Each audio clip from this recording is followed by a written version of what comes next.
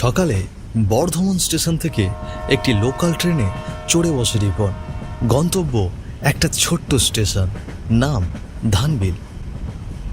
সেখান থেকে আরও প্রায় 10 কিলোমিটার দূরে নায়রামুড়ি। বর্ধমান শহরের এক পুরনো ভাড়া বাড়ির ছোট্ট ঘরে অনেকদিন ধরেই একা থাকত রিপন।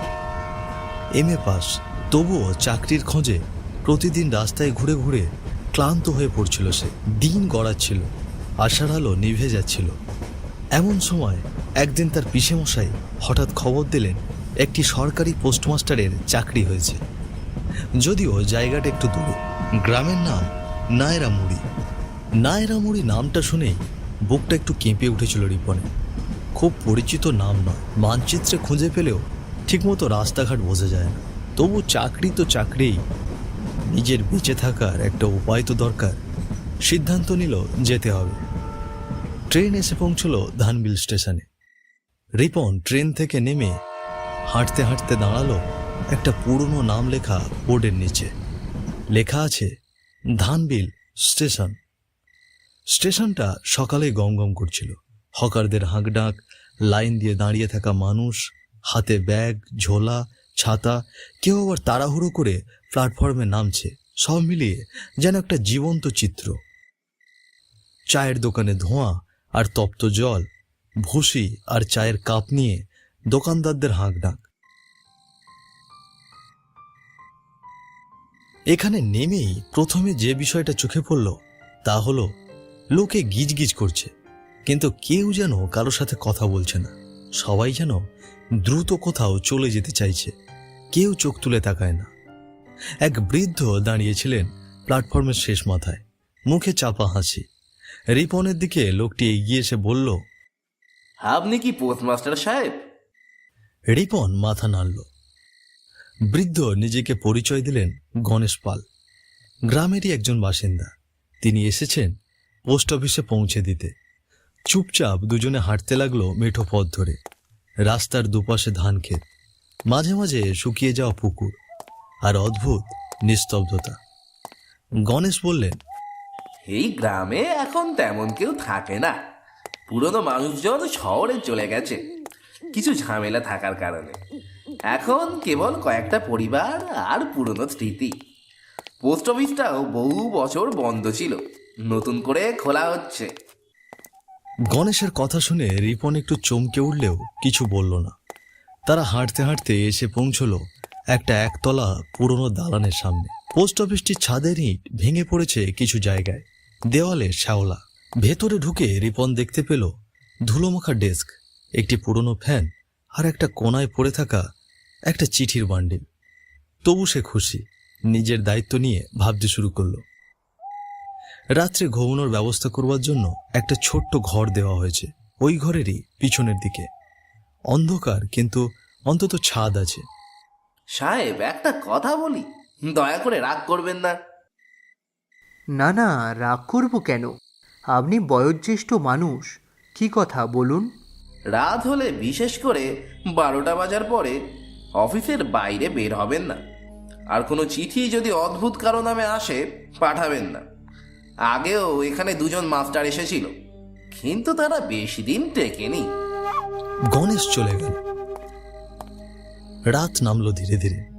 বাতাসে যেন অজানা কিছু গন্ধ। চারপাশটা নিস্তব্ধ হয়ে এলো, যেন পাখিরাও থেমে গেছে। পোস্ট অফিসের ছোট্ট কেরোসিনের লণ্ঠন জ্বালিয়ে রিপন বসেছিল ডেস্কে, কাগজপত্র গুছিয়ে রাখছিল। বাইরে তখন জোছনার আলো ছড়িয়ে আছে, কিন্তু সেই আলোয় যেন কিছু চাপা ভয় লুকিয়ে। ঘড়ির কাঁটা এগিয়ে চলেছে। রাত 8টা, 9টা। রিপন দেরি না করে ঘুমোতে গেল। একা একটা অচেনা ঘরে, তাও আবার এমন জায়গায়, মানে একটু ভয় তো থাকেই। জানালাটা লাগিয়ে দিল, দরজাও আটকে দিল। একটা পুরনো চাদর গায়ে জড়িয়ে মাটির বিছানায় শুয়ে পড়ল। ঘড়ির টিকটিক শব্দ শুনতে শুনতে চোখ বুজে এলো রিপনের। হঠাৎ বাইরের গেটে একটা কর্কশ শব্দ, কেমন যেন ধাতব কিছু ঘষা লাগছে মাটিতে। রিপন উঠে বসল, হাঁ করে কান পাতল। আবার শব্দ, টন টন করে, যেন লোহার চেন টানছে কেউ। দরজার কাছ থেকে যেন কেউ নিঃশ্বাস নিচ্ছে। লণ্ঠন নিভে গেল আচমকা। রিপন টর্চ ধরল, কিন্তু কাজ করছে না। ঘরটা ঠান্ডা হয়ে গেছে। হঠাৎ কাঁপতে লাগলো সে। রাত তখন কটা সে খেয়াল করতে পারছে না রিপন। জানালায় টোকা পড়ার শব্দ বন্ধ হয়ে গেছে অনেকক্ষণ, নিঃশব্দ করে দিয়েছে। রিপন নষ্ট প্রায় টর্চের আলোয় কাঁপা কাঁপা গলায় বলার চেষ্টা করছিল, কিন্তু হঠাৎ অনুভব করলো ঘরের তাপমাত্রা কমে গেছে। গা ছমছম করা ঠান্ডা। পাশে রাখা টর্চ তখনও টলমল করে ঘুরছে, অথচ বাতাস কোথাও নেই। তারপর আবার আচমকা ঠক ঠক আওয়াজ আসলো বাইরে থেকে। দরজায় কারা যেন ধাক্কা মারছে বেশ কয়েকবার। রিপন বুক চেপে ধরে, প্রশ্ন জাগে। এই রাতে কে আসবে? গণেশ নাকি কোনো চিঠি আসা লোক? সে সাহস করে দরজার ফাঁকে চোখ রাখে। কিচ্ছু নেই, কেবল পায়ের কাছে পড়ে থাকা একটা ছেঁড়া খাম দেখে দরজাটা হালকা টেনে খোলে, যার এক পাশ ছিঁড়ে গেছে, যেন কারো দাঁত দিয়ে ছেঁড়া। সে চিঠিটা হাতে নিয়ে দরজাটা বন্ধ করে চেয়ারে গিয়ে বসে। তারপর চিঠিটা পড়তেই হঠাৎ ঘরের কোণ থেকে একটা শব্দ এলো, যেন খোপড়ি ঘরের মেঝেতে কেউ হেঁটে বেড়াচ্ছে টিপ টিপ করে। রিপন চেয়ারে বসা, আর তার পেছনের দেওয়ালে তখন একটা ছায়া পড়েছে। এ কিসের ছায়া দেয়ালে পড়ছে? ঘরে তো কেউ নেই। ভয় পেয়ে মনে মনে চিন্তা করছে, ছায়াটি ধীরে ধীরে লম্বা হচ্ছে, মাথা নিচু, একটা হাত যেন কিছু টেনে আনছে মেঝেতে। রিপন উঠে দাঁড়াতেই বিদ্যুৎ চমকের মতো একটা বিকট শব্দ, গুড়ুম। ছাদের ওপর থেকে কিছু একটা পড়ে গেল যেন নিচে। সে টর্চ নিয়ে টেবিলের নিচে তাকালো, কিচ্ছু নেই, কিন্তু ঘরে এক ধরনের পচা কাঠ আর কেরোসিনের গন্ধ ছড়িয়ে পড়েছে, যেন আগুনে পুড়ে যাওয়া কিছু অতীত সময় ফিরে এসেছে। ঘড়ির কাঁটার দিকে তাকানোর সময় নেই রিপনের। টিক টিক করে ঘড়ির শব্দ বাড়তে থাকে, অস্বাভাবিকভাবে জোরে, যেন কেউ ঘড়ির ভেতর থেকে ঘুম ভাঙছে। রিপনের বুক ধকধক করে। ঠিক তখনই ঘরের বারান্দায় কারা যেন হেঁটে চলেছে, পায়ে যেন ভারী লোহার জুতো, টাং টাং করে শব্দ উঠছে। আর সেই সাথে সাথে বাইরে থেকে কেউ যেন কিছু বলছে। এতক্ষণ কারো কোনো আওয়াজ ছিল না, অথচ বাইরে থেকে ভেসে আসছে এক গম্ভীর কণ্ঠ। আমাকে কেউ এখান থেকে বের করে দিতে পারবে না। এই জায়গাটা শুধু আমার। পোস্ট অফিসের জবাব আসে, কিন্তু কোনো উত্তর নেই। এটা কেউ দিতে পারে না। রিপন তখন মাটিতে বসে পড়ে। সে বুঝতে পারে ঘরে যে উপস্থিত সে কোনো মানুষ নয়। সেই সময় তার চোখ যায় ডেস্কের নিচে, এক জোড়া পা উল্টো দিকে রাখা, পায়ের আঙুলগুলো যেন পেছন দিকে বাঁকানো, আর রং ধূসর শুকনো কাঠের মতো। কেবল দরজার ফাঁক দিয়ে দেখা যায় সামনের দিকে একটা ছায়া ধীরে ধীরে সরে যাচ্ছে, আর একটা করুণ সুরে বলছে, তুই যদি চিঠি না পাস, আমি কি করে এখান থেকে যেতে পারি? রিপনের গলা শুকিয়ে যায়। ঠিক সেই সময় দরজায় আবার ঠক ঠক আওয়াজ আসে। দরজার ওপর থেকে শোনা যায়, সাহেব দরজা খুলুন, আমি আপনার জন্য রাতের সামান্য খাবার নিয়ে এসেছি। গণেশের আওয়াজ শুনে ধরে যেন প্রাণ ফিরে এলো রিপনের। সে তড়িঘড়ি করে দরজাটা খুলে দিল। তখন তার শরীর ঘামছে। গণেশ ঘরে প্রবেশ করে রিপনের এমন বিধ্বস্ত মুখ দেখে জিজ্ঞেস করলো, সাহেব আপনাকে এমন লাগবে কেন? আপনি ঠিক আছেন তো? সে আর চুপ করে থাকতে পারল না।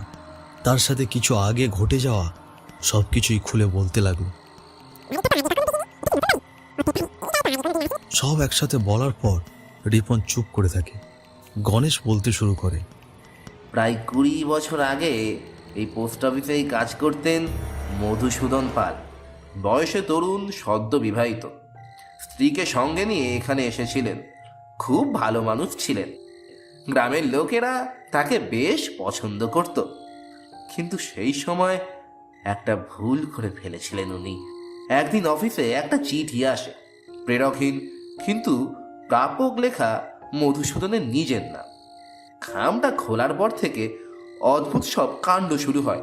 ঘর থেকে জিনিসপত্র উধাও হওয়া, রাত বিরেতে আওয়াজ, ছায়া দেখা, এসব। একদিন রাতে তার স্ত্রীর চিৎকারে গ্রামবাসী ছুটে আসে, দেখে মধুসূদন আর নেই। গলায় দড়ি, কিন্তু মাটিতে কোনো চেয়ার বা কিছু নেই। পুলিশ এসে রিপোর্ট দেয় আত্মহত্যা, কিন্তু গ্রামের লোকজন জানে ওটা আত্মহত্যা ছিল না। রিপনের গলা শুকিয়ে আসে, জিজ্ঞেস করে, তারপর? গণেশ মাথা নিচু করে বলে, তারপর আর কেউ এখানে দীর্ঘদিন থাকতে পারেনি। একটা অদ্ভুত শক্তি এখানে বিরাজ করে। অনেকেই বলে মধুসূদনের আত্মা নাকি ফিরে ফিরে আসে। সে নিজেই জানে না সে মৃত। সে ভাবছে এখনো পোস্টমাস্টার সে। কেউ যদি অফিসে আসে মনে করে জায়গাটা দখল করে নিয়েছে, আর তখনই ঘটে সেই সব ভয়ঙ্কর ঘটনা। রিপন অস্ফুট গলায় বলে, তাহলে কি আমি মারা যাব? গণেশ চুপ থাকে কিছুক্ষণ, তারপর বলে, না সাহেব, আপনি বাঁচতে পারবেন। যদি সেই চিঠিটা খুঁজে পান তাহলে তা পুড়িয়ে ফেলতে হবে। রিপনের চোখের পাতা ভার হয়ে আসে। দেওয়ালের দিকে তাকিয়ে মনে হয় কিছু যেন সরে গেল। বাতাস থমকে আছে, ঘর জুড়ে একটা চাপা ভয়ের গন্ধ। রাত তখন 12:30। বাইরে ঝিঝি পোকার ডাকে এখন স্পষ্ট যেন একটা উৎকণ্ঠা। আমি চলি সাহেব, এই ঘরটা রাতে বেশি সময় থাকা ঠিক না। আমি পাশেই থাকি, আপনি ভয় পাবেন না। রিপন শুধুই মাথা নাড়ে। গণেশ চলে যায়। রিপন দেখে টেবিলের ওপর রাখা লণ্ঠনটা জ্বলে উঠেছে। আলোটা ঘরের দেওয়াল আর মেঝে জুড়ে পড়ে। তখনই চোখে পড়ে পেছনের তাকের একটা খোপ খানিকটা খোলা। রিপন দেখে অবাক হয়ে ওঠে। কই, কিছুক্ষণ আগেও তো খোপটা খোলা ছিল না। যেন একটা খাম। সে ধীরে ধীরে সেটা বের করে আনে। উপরে নাম লেখা, প্রাপক মধুসূদন পাল। কোনো প্রেরকের নাম নেই, তারিখও লেখা নেই। কালি যেন একটু শুকনো কিন্তু স্পষ্ট। রিপন থমকে গেল। চোখের ভেতর কেমন একটা অস্বস্তি ছড়িয়ে গেল। সে খামটা হাতে নিল। কাগজটা ছিল ভারী, যেন খামের ভেতরে শুধু কাগজ নয়, আরো কিছু আছে। সে এগিয়ে গেল, টেবিলের লণ্ঠনের আলোয় খামটা খুলল। হাত পা কাঁপে রিপনের। মনে পড়ে গেল গণেশ বলেছিল এইরকমই চিঠি এসেছিল তখন। সে চিঠিটা ধীরে ধীরে খুলে ফেলল। চিরকুটের মতো এক টুকরো কাগজ, কোনো ঠিকানা নেই, কিন্তু লেখা আছে, তুমি এখানে আছো, অথচ আমি এখনো কাজ শেষ করিনি। এই জায়গা আমার, ফিরে যাও, নয়তো মরতে হবে। নিচে কোনো স্বাক্ষর নেই। রিপনের বুক দপ করে উঠল। বাতাস যেন ভারী হয়ে উঠল। লণ্ঠনের শিখা হঠাৎ দোলে উঠল। জানালা বন্ধ, তবু হাওয়া কেমন যেন হিম। তখনই পিছনের ঘর থেকে ফিসফিসে আওয়াজ। রিপনের গলা দিয়ে কোনো আওয়াজ বের হচ্ছে না। সে বুঝতে পারছে এখানে তার আশাটা কোনো আত্মা সহ্য করতে পারছে না। তার হাতটা ধীরে ধীরে ঠান্ডা হয়ে যাচ্ছিল, আর সে অনুভব করতে লাগলো পোস্ট অফিস ঘরটায় সে একা নেই। ঘরটা হঠাৎ ঠান্ডা হয়ে যায়। বাতাস থেমে গেলেও জানালা আরো জোরে ঠকঠক করে কেঁপে ওঠে। এবার দেওয়ালের এক কোণায় হালকা ছায়া দেখা দেয়। ছায়াটা বড় হতে থাকে, আকার নিচ্ছে একজন মানুষের। গলায় দড়ি দিয়ে ঝুলছে, চোখে ফাঁকা শূন্যতা। রিপনের গলা শুকিয়ে যায়। সে পেছোতে শুরু করে। ছায়াটা ধীরে ধীরে এগিয়ে আসছে। বাতাসে শোনা যায় তার ফিসফিস শব্দ, তুমি কে? কেন এখানে এসেছো? আমি তো এখানকার পোস্টমাস্টার, অফিসটা আমার। রিপন ছুটে বেরিয়ে যায় ঘর থেকে। গণেশের দরজায় কড়া নাড়ে। গণেশ দরজা খুলে অবাক। কি হয়েছে সাহেব, এত রাতে ঘর থেকে বেরোয়েছেন কেন? চিঠিটা পেয়ে গেছি আমি। ঘরে সে আছে। এই চিঠিটাই মধুসূদনের মৃত্যুর কারণ। ও জানতো না এটা আসলে এক অভিশাপ। তন্ত্রবিদ বলেছিলেন যতদিন এটা পুড়িয়ে ফেলা না হবে ততদিন তার আত্মা ঘুরে বেড়াবে, ভাববে সে জীবিত। রিপন আর গণেশ সেখানে একটুও না দাঁড়িয়ে দুজনেই ফিরে আসে পোস্ট অফিসে। ঘর নিস্তব্ধ, কিন্তু বাতাসে কাঁপছে লণ্ঠনের আগুন। রিপন চিঠিটা ধরে। ঘরটা অন্ধকার হয়ে যায়। আগুন ধরাতে যাবে, ঠিক তখনই পেছন থেকে একটা ঝাপটা বাতাস, লণ্ঠন নিভে যায়। ঘর অন্ধকার। একটা গলা শোনা যায়, তোমরা আমার ঘরে আগুন দিচ্ছ কেন? কথাটার সঙ্গে সঙ্গে দেয়ালের উপর ঝাপটে পড়ে এক ছায়া। রিপনের চোখের সামনে যেন আলো অন্ধকার খেলা করছে। ছায়াটা তার দিকে ছুটে আসে, তাকে খামচে ধরতে চায়। তখনই গণেশ চিৎকার করে বলে, ওর হাতটা দেখুন সাহেব, ওর গলায় যে দড়িটা ঝুলছে সেটা নিজেই খুলতে পারছে না। রিপনের মনে হয় কথাটা সত্যি। আত্মাটা যেন নিজের মৃত্যু মেনে নিতে পারছে না। পুড়িয়ে ফেলুন এখনই। রিপন পকেট থেকে দেশলাইটা বের করে তার জ্বালিয়ে চিঠিটায় আগুন ধরায়। কাগজটা ধীরে ধীরে পুড়তে শুরু করে। ঘর জুড়ে বিকট আর্তনাদ। না না, এটা আমার অফিস না। দেওয়ালে মেঝের ছায়ায় এক অস্থিরতা দেখা যায়। মেঝে কাঁপছে, মধুসূদনের ছায়াটা ছটফট করছে। তারপর ধীরে ধীরে হাওয়ায় মিলিয়ে যেতে থাকে। সবকিছু থেমে যায়, শুধু ঘরের এক কোণায় পড়ে থাকে অগ্নিদগ্ধ খামের সেই ছাই। বাতাস শান্ত, ঘর আবার নিস্তব্ধ। রিপন আর গণেশ এক স্বস্তির নিঃশ্বাস নেয়। মধুসূদনের আত্মার মুক্তির পর যেন ধীরে ধীরে বদলে যেতে থাকে সবকিছু।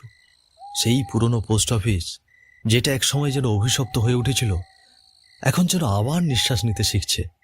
রিপন বুঝতে পারে একটা অদৃশ্য ভার যেন কমে গেছে।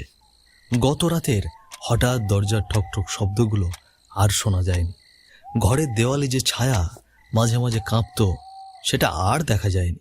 অফিসের বাতাসও যেন হালকা হয়ে এসেছে। রিপন টেবিলে বসে চায়ের কাপ হাতে জানালার বাইরে চেয়ে থাকে। বাউল সুর ভেসে আসে দূর থেকে। মনে হয় গ্রামটা এখন একটু বেশি প্রাণবন্ত হয়ে উঠেছে। মানুষ এসে চিঠি দিয়ে হাসে, গল্প করে, পুরনো দিনের মতো। আর রিপন, সে যেন এখন সত্যিকারের পোস্টমাস্টার হয়ে উঠেছে, কোনো ভয়ের ছায়া ছাড়া।